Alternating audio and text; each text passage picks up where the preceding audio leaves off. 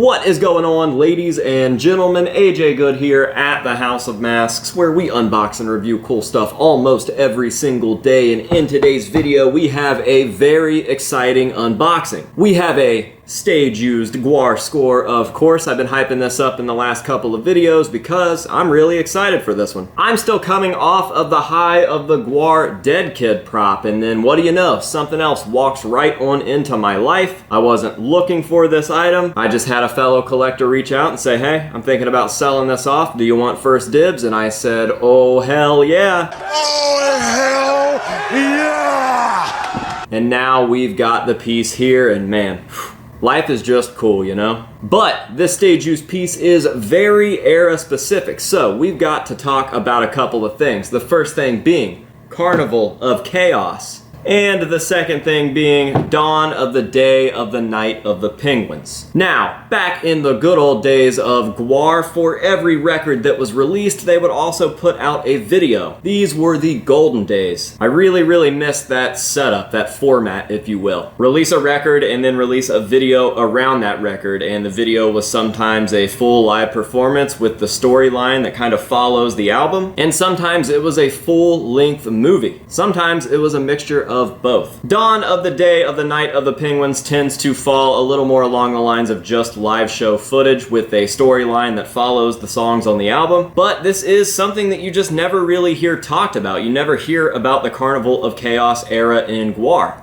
Why? I don't know. It's definitely not the worst era of Gwar, which I guess is why people don't say anything bad about it. And to be honest, it is far from the best era of Gwar. They were kind of falling down into the we kill everything comedy rabbit hole. The comedic penguins. Oh, 1, 2, 4, 1, 2, 3. Spread out. Look how funny they are! They are funny. Funnier than me. They're making me laugh! Because they're funny. But I definitely think that it is an underappreciated era of Gwar. There are some super dope stuff in this era. The song Sammy is a masterpiece.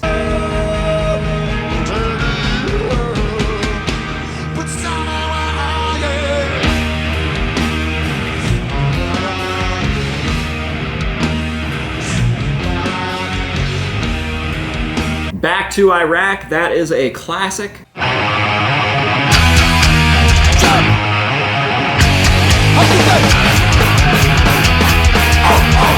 I Hate Love Songs, I mean, come on. I Hate Love Songs, that is a jam. I hate love songs! I hate lovers! I hate everything that I can't hurt, so why are you?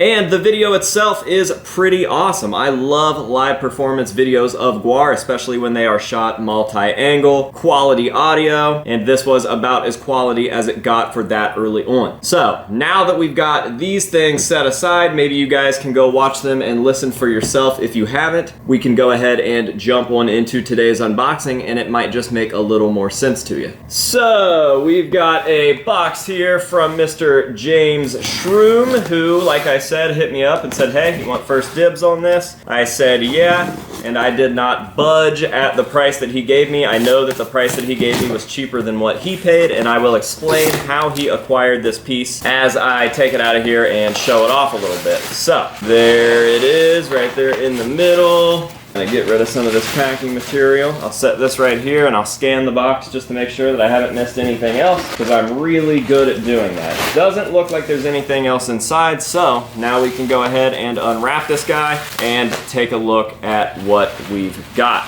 Alright, I'm gonna give you guys the first look at him. What we have here is the head of Jacques Cousteau. What a weird thing that I never thought that I would say in my life. What we have here is the head of Jacques Cousteau. And Jacques here is actually the first victim in Dawn of the Day of the Night of the Penguins. Genius fucking title, by the way. But yes, like I said, he is the first victim, and a fun fact, not only is that scene shot in studio, so it's like a screen-used prop, but there's also a lot of live footage of it being used when the actual decapitation itself happens. In the beginning of the video, you can see Jacques Cousteau sailing the Arctic seas, avoiding icebergs and whatnot, and he's looking for Guar. Guar, where are you? Why is he looking for Guar? Well, there's gonna be a penguin attack, and he's got this weird idea that if Guar can help him and humans build a human pyramid to the gods, that they can somehow beg for mercy or have a hand in fighting off these penguins.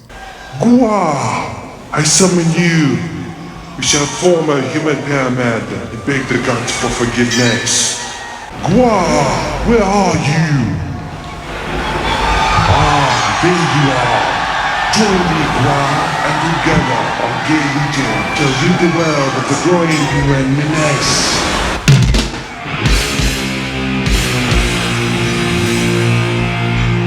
Fuck you, old man!